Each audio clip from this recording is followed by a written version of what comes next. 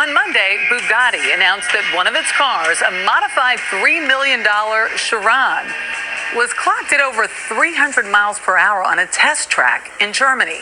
And that's the magic number that Bugatti and two other car companies have been chasing in the quest to build the world's fastest production car. But the claim is controversial. Some car enthusiasts say that if Bugatti's modified supercar is not sold to the public as is, did they really win the race to 300? Don Dahler's going to tell us. Test driver Andy Wallace pushed the specially modified Bugatti Chiron to 304.77 miles an hour on Volkswagen's 5-mile-long test track in Germany.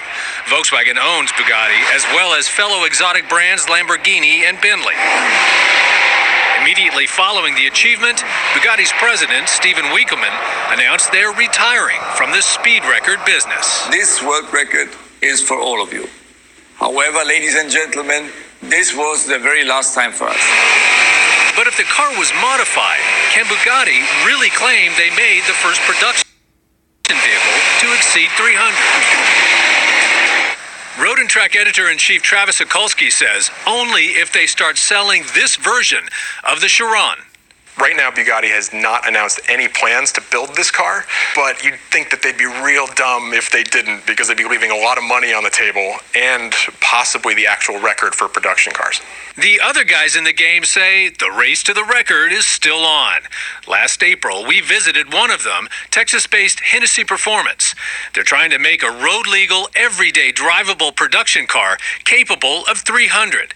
In response to Bugatti's record, they tell us, the car Bugatti tested is a prototype and not a production spec car, and thus does not qualify as a true production car. Swedish supercar maker Koenigsegg, which held the previous speed record, agrees. We drove a production version. It was actually a customer car. Koenigsegg is hoping to make a run at the record within a year in a car anyone with, say $3 million could buy. These cars are several $1 million, and people say, you must make a ton of money on each car. Actually, no, we have normal profit margins on them, but they cost almost as much to make as we sell them for. These are the rarest of creations made from the rarest of materials, carbon fiber and aviation-grade metals. Christian von Koenigsegg started the company from scratch in 1994. Do you think the 300 is just this magic round number that gets people excited? Because it seems absurdly fast. It is absurdly fast, and no one should ever drive that fast on a public road. But it is kind of showing what's possible. But just knowing you have this incredible machine with this huge performance band, this huge performance envelope is exciting. And it also shows what modern technology is capable of. Is it important to be the first?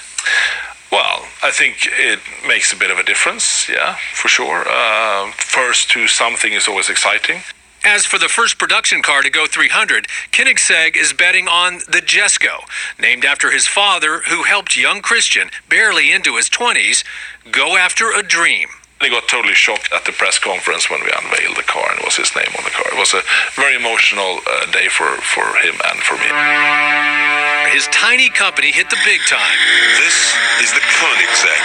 A popular British car show, Top Gear, vaulted the Koenigsegg from obscurity to international fame when its CCX set the track record.